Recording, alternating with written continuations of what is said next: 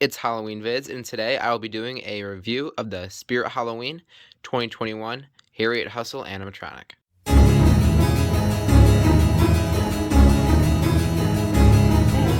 be the first on your block to say, Akimo, club me over the head.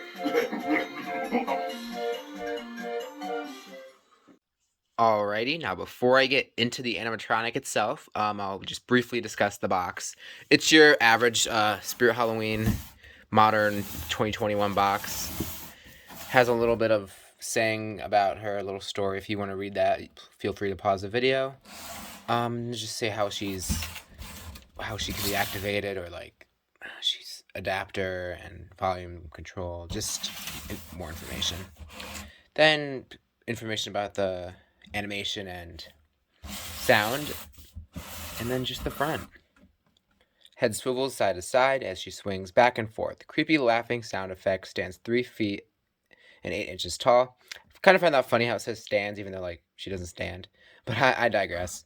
But yeah, that's just your average Spirit Halloween box. Nothing too much to say about it. So, without further ado, let's get into the animatronic. Alrighty, and this is the Harriet Hustle Animatronic. Now, I'll just get right into it with the setup. The setup was kind of a pain because, as many of you probably already know, she's made by Crazy Create, which is notorious for their overcomplicated animatronics setups. Like, there were just so many steps that could have been simplified, but they weren't. Like, when I had to zip tie things or clip this stuff in. Or what was the most baffling was this bar up here. Just the shaping of it and the structure just confused the heck out of me. Like, I just didn't know why it couldn't have been made simpler, but I digress. But I had her set up. It did take quite some time, but definitely wasn't the worst setup I did. That still goes to Bubba. But yeah, let's just get into her now. Her detail, though, is phenomenal. Crazy Crate has been known to be really good with their detail, especially in their eyes. As you can see here, like they have the full-on pupils and everything. They look really nice, the eyes. Something I did notice is the eye color is the same as Ophelia's over here. I didn't know if anyone else picked up on that, but I thought I'd share. But yeah, her face is really well detailed. I love the makeup and the ears, the hair. I love the pigtails. That's unique. Well, she is very unique, which I'll get to in a bit. But the one issue about is I think the knife could have maybe been more detailed, and there could have been like more blood on it because she is kind of biting it with her mouth. But that's nothing too crazy. I'm not too upset about that. But onto her costume. It looks really nice. Except for the blood. I could have either done with or without the blood. It looks kind of cheap. I would have rather have been stained like how it is on Bloody Bag of Jokes here. Like just like a stain rather than like printed. Well, like I think this is printed on too. But this just, it looks fake. I mean, this is a handprint. It's extremely small. So it doesn't make sense.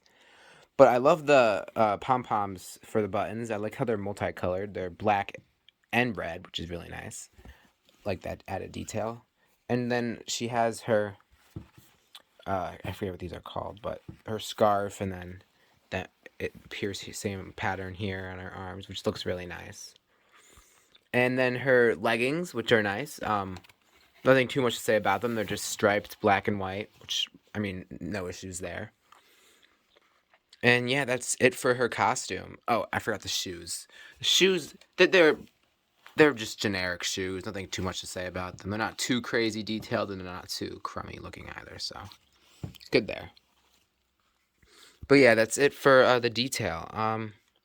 Let me just get into the uniqueness of her. She is extremely unique, primarily because she is, I believe, the first ever female clown prop we've ever seen from Spirit Halloween.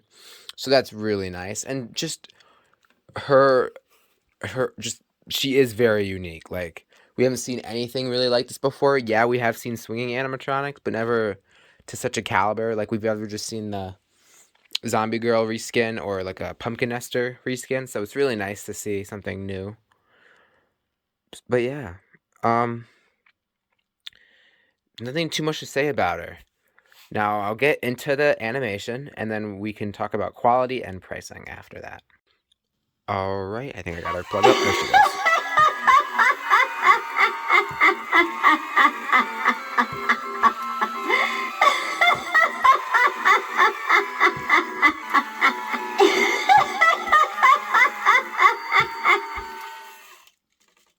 You can show her one more time, maybe. Let me get her. There we go.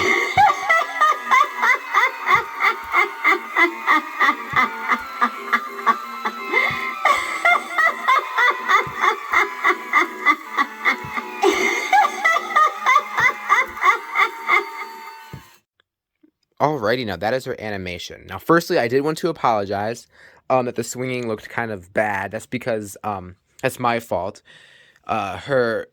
She hits the wall of my room because of where I have her. I did test her in a different place, which I can't have her in now.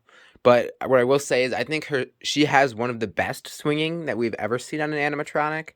Definitely better than like the ones with this mechanism, like little skelly bones here. She really swings well when she gets going, but she can't really get going in the room I have here, so I won't take any credit off of that. But other than that, there's not too much going on with the animation. Her head just turns side to side, which, I mean, there's nothing else really I'd expect her animatronic to do. Maybe her legs would move, but I feel like that'd just be asking too much. So, like, her legs can go up and down, but I'm not too worried about that. I'm happy with how she is. And for her sound, all she does is laugh, which may sound disappointing, but it's actually good for her, especially since she has a knife in her mouth. That wouldn't really make sense if she was saying a whole lot. So just the fact that she's laughing really helps bring the realism to it, because she can only probably really laugh with a knife in her mouth.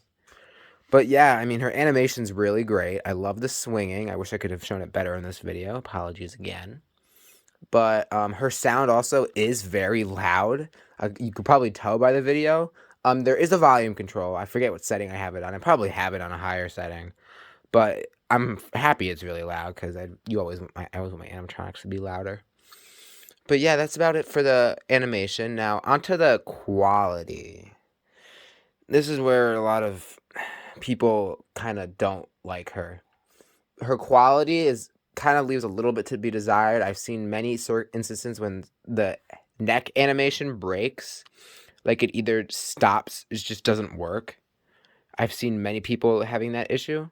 I fortunately have not had that issue, but I can see that being the major quality turn away for most people.